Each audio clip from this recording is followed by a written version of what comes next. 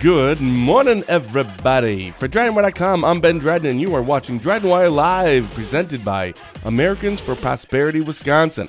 AFP Wisconsin works to reignite the American dream and break down government barriers that hold us back from our full potential. Find an event near you at afpwisconsin.com and join AFP to fight for more freedom for all Wisconsinites.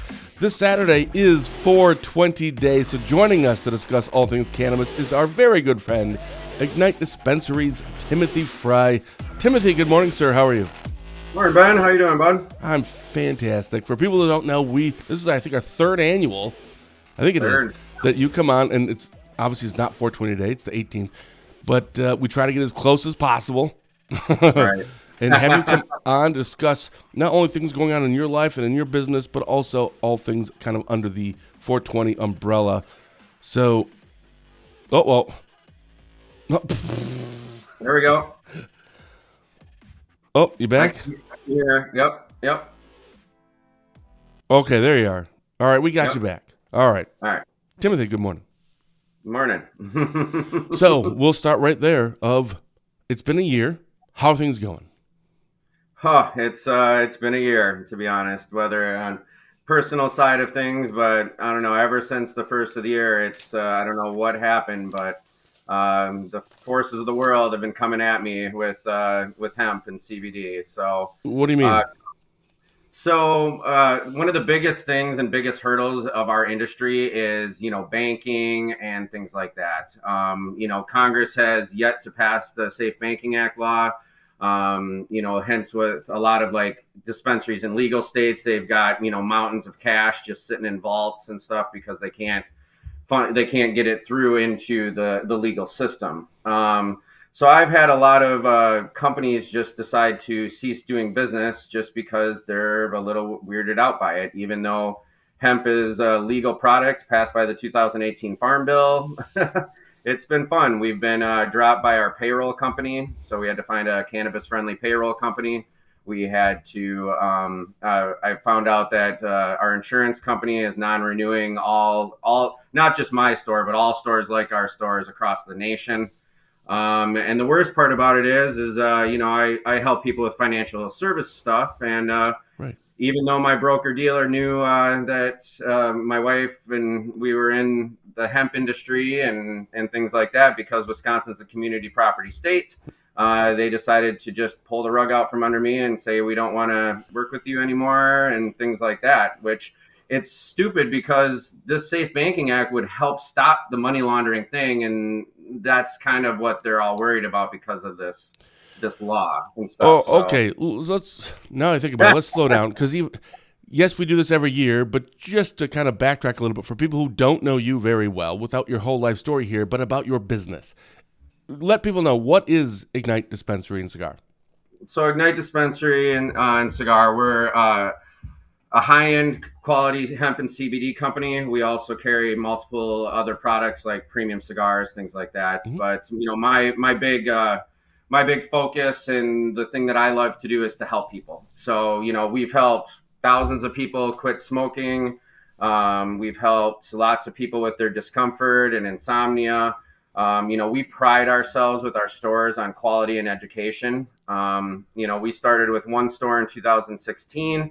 We are now up to 7 stores across Wisconsin and one over in North Dakota. Again, we're not one of these fly-by-night, scuzzy smoke shop type companies, which sell all these junk products that don't have third-party lab testing. You don't know what you're getting. Some of the hemp's coming from China, so it's got pollutants in it. I spend thousands and thousands of dollars on third-party independent lab testing just to make sure that our products have the highest quality possible. And are we... Okay, that's a whole other thing. I was going to say, are people actually now starting to see that? Do they look at Ignite Dispensary and still put you under the umbrella of, it is one of those fly-by-night, random smoke shop type places? Or do you think, you have been around for a while. Actually, you're one of our ad partners on DrydenWire.com, and we're proud to have you. With Sawyer County in Spooner. You said there's some other ones. I think New Richmond you guys are in, Superior. Where else are you located? Manitowoc, Milwaukee, and then over in Bismarck, North Dakota. Yeah, So. yeah. And you've been around for quite a while, and you have a great reputation. However, the product still, I don't think we're necessarily, and you could probably speak more to this, to the point where that is a quote unquote accepted. It's more and more now, but do you Yes, still and kind of get the, somebody in there, I don't want to say 50s or 60s, it could be any age that drives by and it's, well, geez. Are it's we funny. getting closer to, okay, that's like an okay, legit business now? It's not like the devil, you're not the Antichrist? So, kind of a little bit of both. The Okay. tide is turning. The tide is turning. I mean, I donate. With Ignite, we do things by the book. Yep. I actually do like education for law enforcement to teach them about this products and things like that. We do the high quality lab testing. We donate to our local communities and law enforcement, things like that. So we are well known that we do things the right way, Yes. and we're not one of these fly by night deals. But you'll still have the devil's lettuce people kind of Sure. think that. But when you mention the age, that is one of the big things that I'll hit on right now. The tide has shifted. A majority of our clients right now are actually 60 plus because they want to stop taking these pharmaceutical. Uh-oh. Pharmaceutical. Wait for it. Oh, Back. There, yep. there we There, go. there you are.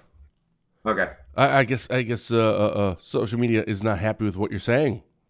No, it's probably I'm kidding. my internet connection where I'm at. No, Considering that's all right. It goes. So you're saying that your clientele has now shifted, your demographics a little bit. a lot, it's crazy just the amount of elders that we help out with their discomfort and insomnia because they want to get off the pharmaceutical drugs, Sure. and go more of a natural route. And whether that's like we've got CBD, which is really good for the health and anti-inflammation and things like that. But now with the hemp-derived Delta-9, we can use that and incorporate that with a microdose. So, like as an example, I've got these gummies right here. Hmm. Sorry, it's a mirrored deal. Yeah. Okay, so these are 30 milligrams of CBG, which CBG is one of the 130.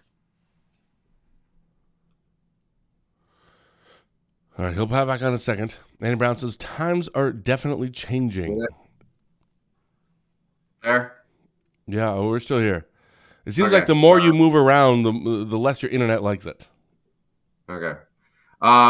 30 milligrams of CBG and 10 milligrams of hemp-derived Delta-9.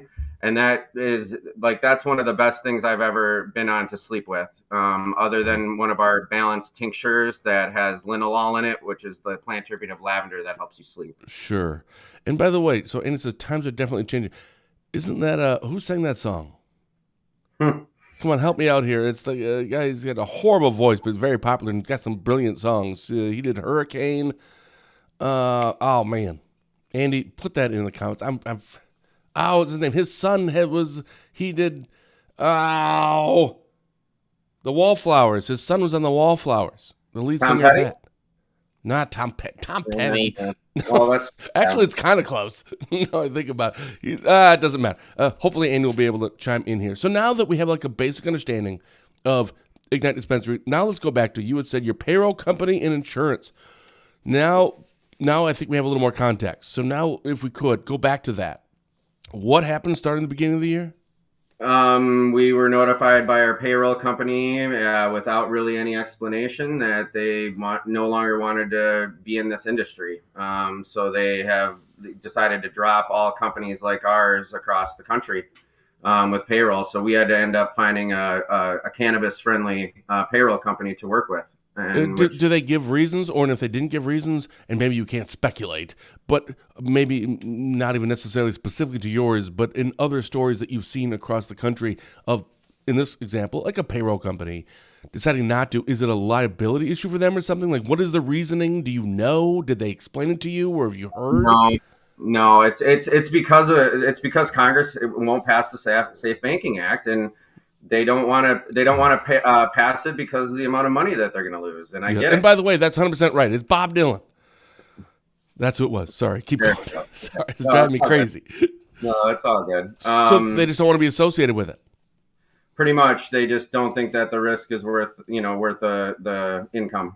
So, and I mean, it's just hard because it is a legal product, Well, that's and just it. That's so bizarre to me. But you're not doing anything illegal, and you're right, above board. yes, And you, I'm assuming you pay them money yes. to do their jobs. Interesting. And then also insurance. Yeah, so just with the product liability and stuff like that, a lot of insurance companies are, just think about it. When the risks are not worth the reward for insurance companies, like look at California and the wildfires, all the companies pulling out of Florida, California, insurance wise. It's very similar in that aspect. It's all about it's all about the actuarial tables. Now, To quote Sade. when you look at the other states that have, we'll even go even further and look at like legalized marijuana, because that's Yep. coming to Wisconsin. Just a matter of when. It's probably, I should say probably. It's very likely at some point it's going to, and it will likely be everywhere.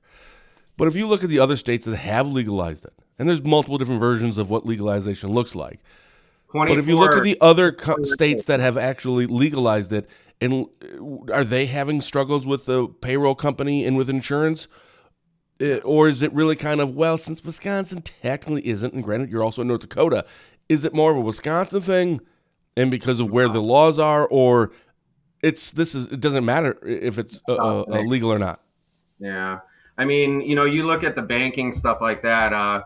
Out in North Dakota, I got denied. Like I have to do a pass-through account, so I have to have a place to deposit cash and get change as a bank out there. 12 banks denied us, even though we have all our licensing. We're the only licensed hemp processor retail store in North Dakota. 12 banks denied us. The 13th bank makes us do an in-store annual inspection. We have to send them quarterly lab reports, which I'm fine with, but they also charge me $500 a month just to have a checking account. It's crazy. Yep.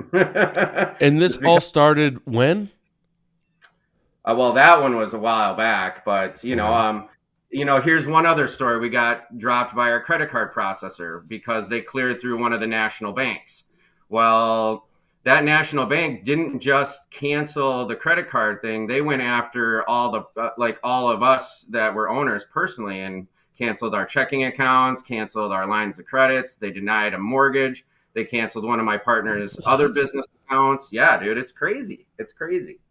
Just the world that I have to live in and navigate and try to deal with, whether it's law enforcement, regulations, banking, insurance, everything. It's not an easy business to get into. I'll tell you that. Last year when you were on, we were talking about some of the struggles that you were facing and the industry was facing, and that, if I recall, and I didn't go back, but I'm pretty sure this is what we had talked about, was legislation about getting more things passed.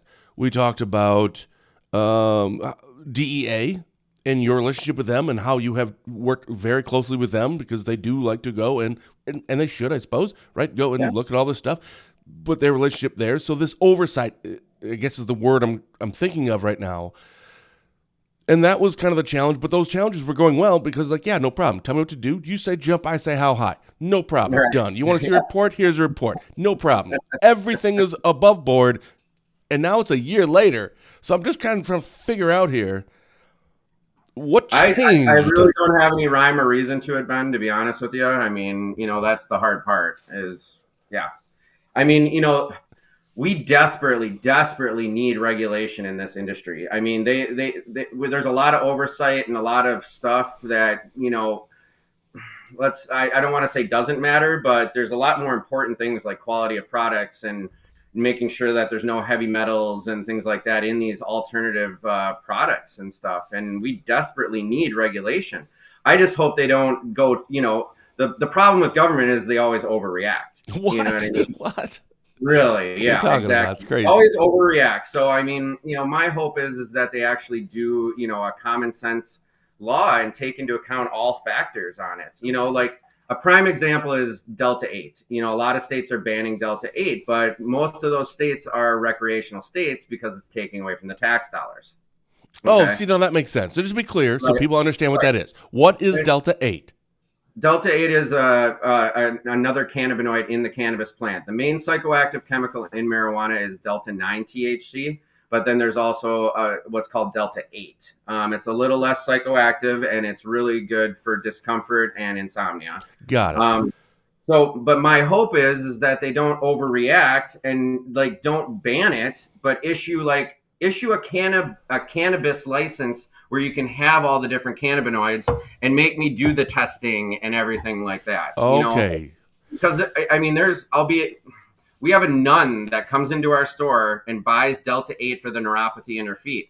We tried her with Delta 9, she didn't like it. You know what I mean? So there's a need, and it's not a one size fits all. In the world of cannabis, it's not a one size fits all. Some people react different to terpenes. Some people like sativas, indicas.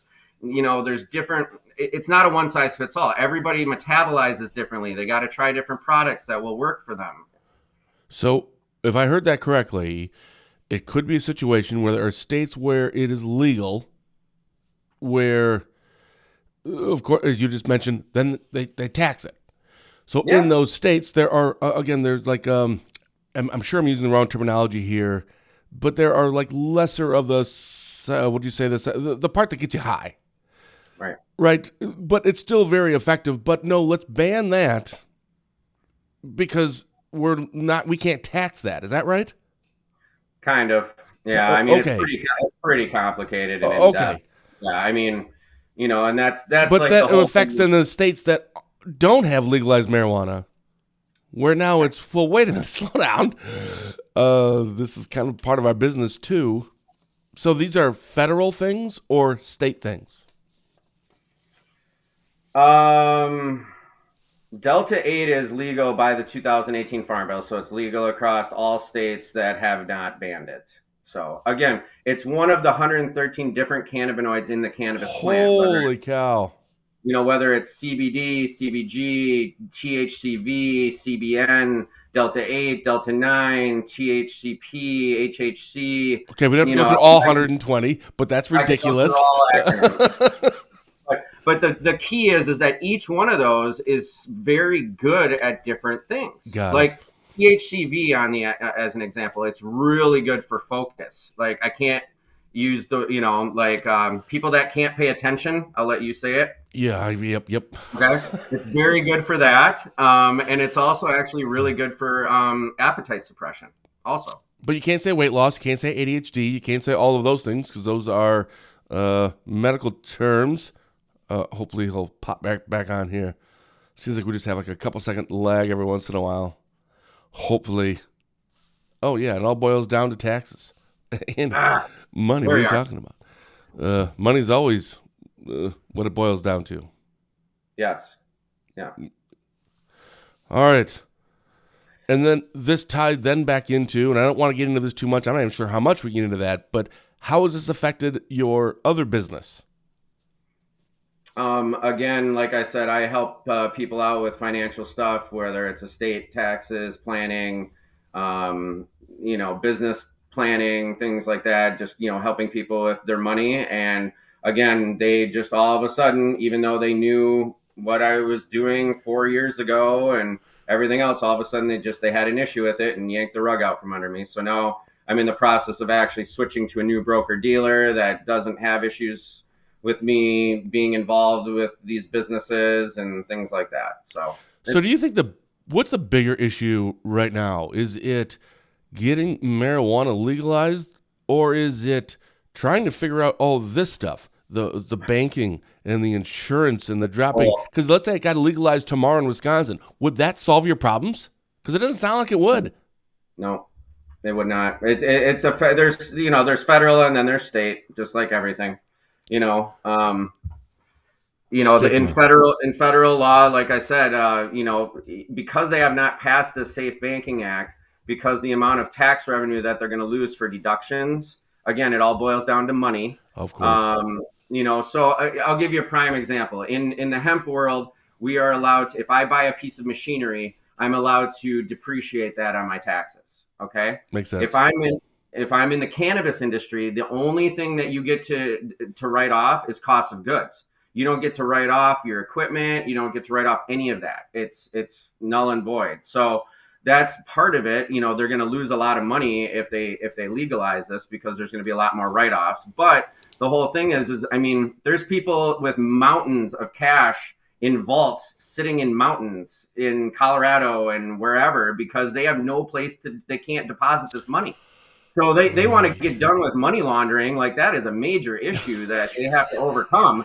Right. Is that these companies got all this cash because, like, you go to a legal dispensary, you cannot use your credit card. You cannot use a debit card. You can go to the cash machine and pull out cash, and that's how you buy it. Whoa, what? Yes, that's what I'm saying, is that they are not allowed to take credit or debit card payments in recreational states. Their credit card processors, they can't do it. They have to take cash. So these companies that look at Colorado, they've been legal for years. They are literally sitting on millions and millions and millions of dollars that they can't do anything with. Well, they can advertise on DrydenWire, that's all I'm saying. Maybe we should start an outlet over there. That's crazy. I didn't know that you couldn't actually use a card. That's the dumbest thing I've ever heard in my life. Why wouldn't you? Why wouldn't you? And it's, so that's the federal part of it. The state part of it, like the Marquette Law Survey, 64% of eligible voters, including 46% of Republicans, favor legalization. And 83% favor medical. Well, let's talk about that for a second, okay? So you go back. Marijuana is really good for fun. Like, real marijuana is really good for that fun aspect of the psychoactiveness. Sure. And it's really good for, appetite, like cancer patients and things like that, right? But hemp has the CBD in it, which is the anti-inflammatory. So my friend had in a legal state found some seeds from back from the 70s, right? So he grew it and tested it. Well, back in the 70s, the THC was 12% THC, and the CBD inside of it was 6%. Okay. Nowadays, the only way to max out THC is to actually, the CBD percentage will go down. So if you have a marijuana strain that's 20, 30%, your CBD is down to probably 1%. Okay. So in regards to that, when these old timers say, oh, this stuff is way too strong for me nowadays, I agree with them, because back in the day, there was a good balance of stuff. Okay. So like those old timers, they should actually buy some hemp and mix it together, and then it'll be about what they were used to doing in the 70s. Yeah. I remember that report when that came out. That was a few years ago. And let's be clear, I think if you actually polled 1,000 people in every county of the 72 counties, it would come up probably with the same number. I would think, but I don't know, because that was interesting about that report that even Governor Evers has cited multiple times. I remember reading it, but I actually looked at how many people were surveyed and how many people were polled and how many people answered. It was only 800 people that asked. Only 400 people answered that question about marijuana.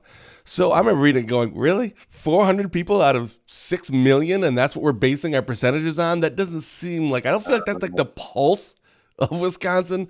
Having said that, you don't need a poll. You can just ask anybody. Where do you stand? And more than 50% will say, at the very least, yes for medical. And at least in our area, probably 50% would still say yes for recreational if blah, blah, blah, whatever. So no, it is coming. Right. But it doesn't sound like, again, we're actually having a conversation about legalizing marijuana. It seems to be the other stuff. So if it was legalized in, let's say, next session, or it's done right now, or we get an announcement that in a month from now, recreational use with whatever parameters and rules on it is going to be legalized, medical and personal use. Is Wisconsin ready for it? By that, I mean, are you ready for it? Is that going? Could we actually do it? I'm absolutely ready for it. I've positioned myself and invested in my company to be ready for that. The problem is like, there's no point to this medical. This plant has been around since the beginning of time. God put this plant on the earth for a reason. You know what I mean? Look, read Genesis. I know you do. You know what I mean? This plant, before Prohibition, before the 1937 Tax Act, was in 90% of medications. The first Model T car ran on hemp oil. Like this, it's just stupid. There was this whole lobbying for this because, okay, where it came from was a gentleman in San Francisco that had a newspaper company, and he also owned lumber, forest for lumber to print paper. Because hemp can grow in a fraction of the time and be used for paper, that threatened his business. So he literally spent millions of dollars in the 1930s to try to get hemp and cannabis banned. I mean, they used to make rope in World War II for naval ships out of hemp. That's where the term smoking rope came from. Oh, I didn't know that. Again, the first Model T car ran on hemp oil. George Washington used to grow hemp as a cash crop. So the whole thing about this medical versus recreational, I think, is stupid. I mean, we are adults. Just set an age limit, make sure we regulate it, and let responsible adults use this, and then divert all of those resources that you're coming after people that want to use a plant for their health and for stuff, and divert that and go after these hard drugs like the fentanyl and the meth and everything else that's destroying our communities.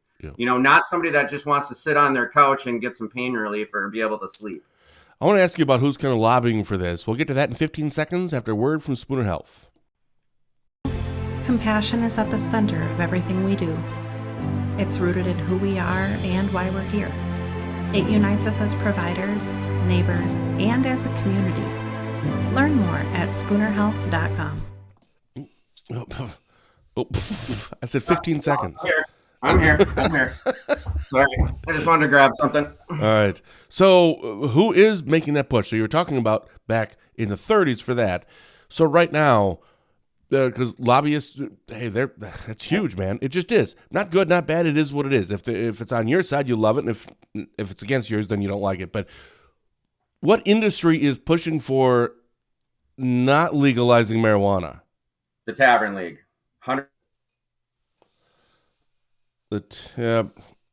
You fell off again. Well, in the meantime, hopefully you can hear me still, Tim. Adam Jerk. Oh, I love that. Legalize it. It's time. With Delta 8 and 9, all of the states around us legalizing, stubbornly refusing is just silly. Plus, it gives commie Democrats an issue to run on. Republicans should just stop losing voters. Losing voters. They are bigger fish to fry. Hey, so it looks like you have a former legislator who's saying, yes, it's time to legalize it. Right. I mean, it's the Tavern League. They're so afraid on how much money that they're going to lose in the alcohol industry. It's all about money again. And what they need to do is they should just absorb us into their lobbying, and so that they can represent all of us Wisconsin people that are in these industries. I never thought it would take this long to be legal in Wisconsin, but it's coming. And as long as they do it right and don't overreact, which again, that's that Republican medical thing, overreaction. I thought Minnesota's new law was bad, because it gave all the control to the multi-state operators. But, their whole thing about just doing 7 different things in states, no flower, this, that, and the other. It's like, let's just get over it. Wait, slow down. What's going on in Minnesota? Okay. So Minnesota had a medical program, right? And they had originally one of the licenses was issued to like Bachman's, okay, which is a greenhouse over there or a grower. So they ended up allowing those companies to sell to multi-state operators. So when I say MSO, a multi-state operator, right? Okay. Which the medical marijuana in Minnesota is very big. So when this whole new recreational law just got passed, right? All of a sudden, they were trying to keep this, like these licenses to get to like people that, were socially impacted. They want, the regular person to be able to, get into this industry and not just be controlled by these big, large corporate conglomerates, right? Or MSOs, multi-state operators. Well, all of a sudden, so the multi-state operators were like, wait a minute, whoa. We are not guaranteed a recreational license? Then if that's the case, we're going to pull out of your medical program. So they forced the lawmakers' hands to guarantee them a recreational license.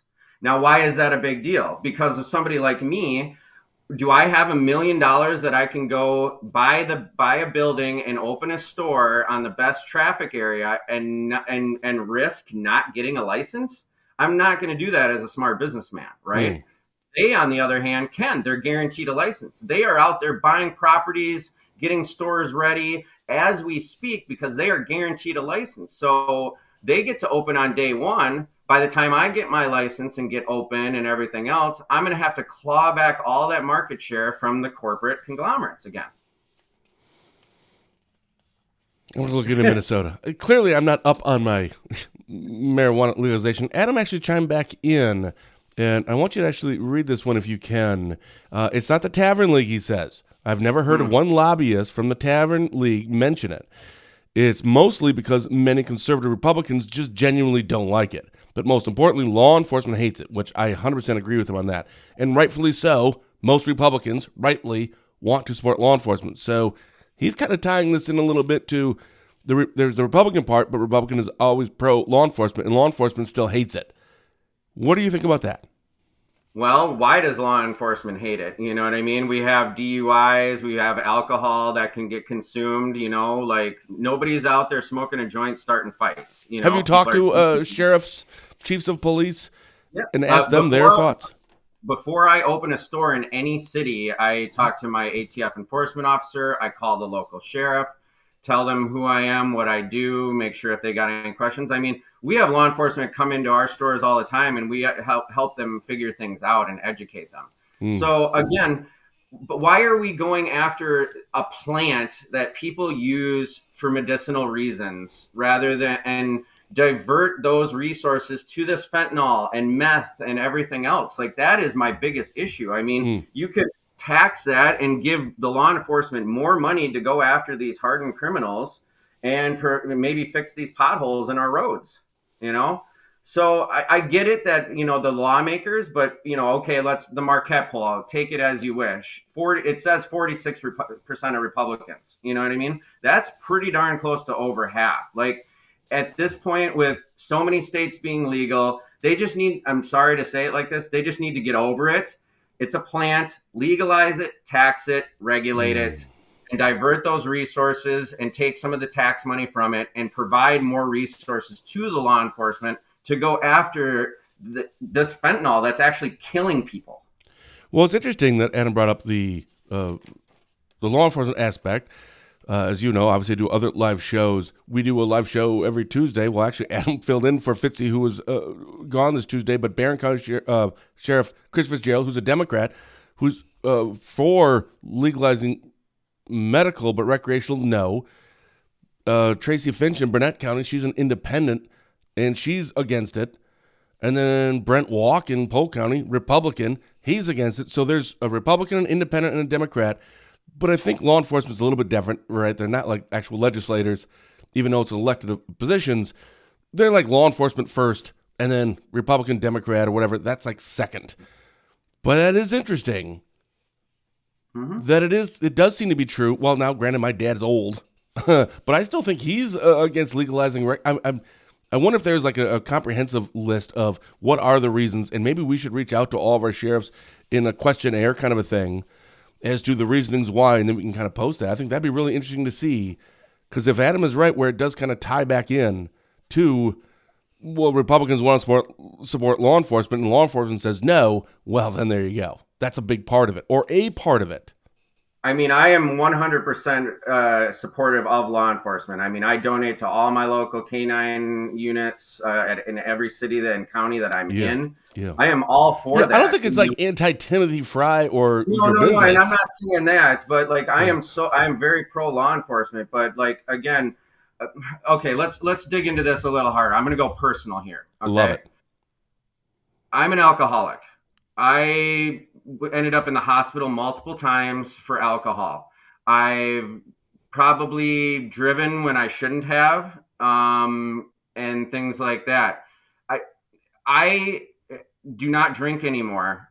And the only reason that I'm a better man is because I've been able to use cannabis to calm me down and help me sleep. I've been able to use cannabis, hemp, and CBD products to get off of alcohol. And I mean, I wish to God that cannabis would have been an option for my father back in the day. He was a Vietnam vet with severe depression, and he killed himself. And look at all the veterans out there right now. You know, we have so many veterans that are addicted to alcohol and opioids, and I have helped hundreds of them get off of those things. So let's talk to law enforcement about that. I hate to be like angry about it, but it does. It angers me because it's on a personal level that my father wasn't able to utilize the things out there that could have helped him, you know. And me personally, you can ask my wife. My wife almost divorced me because I got into really bad places, whether it was with depression and anger. I was using alcohol as a crutch, and I was able to get off of that, and I'm a better man for it by utilizing a natural plant that God put on this earth for a reason. Timothy, thank you for being, I mean, you just, that puts you in a very vulnerable position. Thank you for sharing that. Yeah. But I can now see why you have such a passion for it.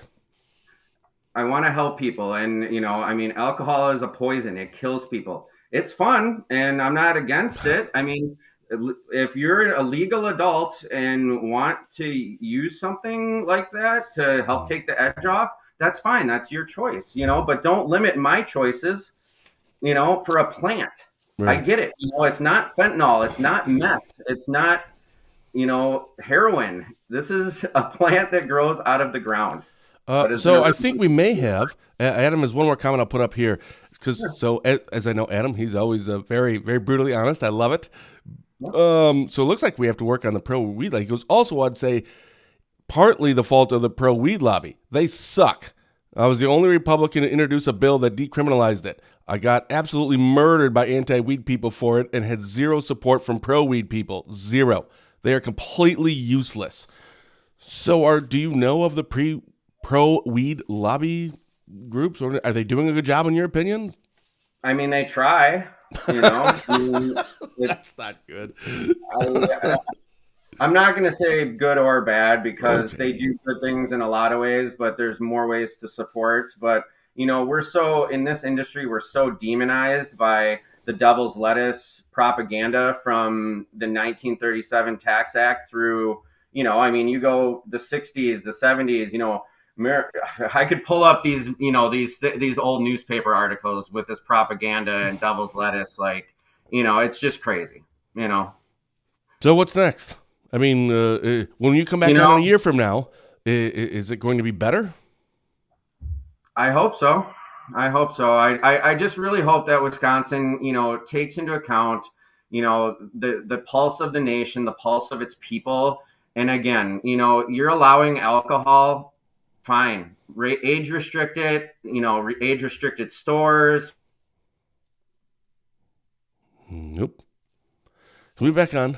Just be patient.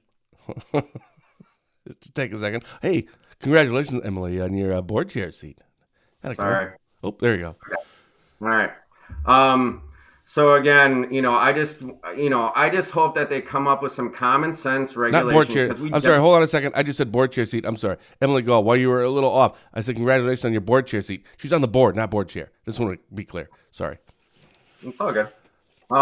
Again, you know, I feel that alcohol is more detrimental to people's health and the community than marijuana. Again, no one's going to go smoke a joint and try to go get into a fight with somebody. They want to sit on their couch and relax and try to decompress from the stressfulness of this world. So a year from now, we're talking about what? Hopefully that Wisconsin is coming up with some common sense regulation to legalize cannabis across the state. Again, it's pointless to go medical. You know, medical is good for certain things, but the ailment list, as an example, like take Minnesota or whatever, half of the people that come into my store for relief of certain symptoms would not qualify. Those ailments don't qualify as an ailment to get on the medical program. And again, medical, that's the biggest thing with medical too, is you're literally giving control to the pharmaceutical companies, which is That's a what good I was idea. away from. Excuse me. Great idea. Let's do that. Oh yeah, let's just give the pharmaceutical companies more control. It's a fantastic idea. All right. Timothy Frey says, give more control to pharmaceutical companies. Got it. That's the quote. All right. Timothy, thank you so much for coming on. You've been a good friend of mine and my family's for many, many years. I feel your pain and your struggles, man. Anything we can do to help, as always, let me know. Thanks so much for coming on. For sure. Yeah, and again, I mean, any lawmaker that wants to have a real conversation about this, whether it's law enforcement or a Republican lawmaker, I'm more than happy to go through all that with them. And not just just to mark it off a list. Well, I actually talked to someone. Yeah, but actually listen. They always say that they like to listen. Well, I want to listen to my constituents, and yet I feel like they really don't. Right. So that'll be interesting. I'm going to look into it. I'm going to actually reach out to some sheriffs and see if they'll actually put it in some, own it a little bit and give us some reasons as to why. And that's fine. They have their opinions and their views. I just want to hear them. So thank you so much, Timothy, for coming on. Special thank you to Ignite Dispensary and Cigar, Timothy Frey, for joining us for a chat to discuss all things cannabis this morning. I'll see you right back here on Tuesday when Barron County Sheriff Chris Fitzgerald will be back for our latest episode of Positive Tuesday with Ben and Fitzy. So until then, for DrydenWire.com, I'm Ben Dryden saying thank you for watching, and as always, have a blessed day. You too.